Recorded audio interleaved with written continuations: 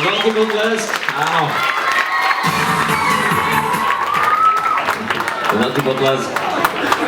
Tak to vidíte, koľko vlastne, Nika, koľko tieto dievčatá trénujú a koľko už nacvičujú tieto veci, tanec? Je to najstaršie?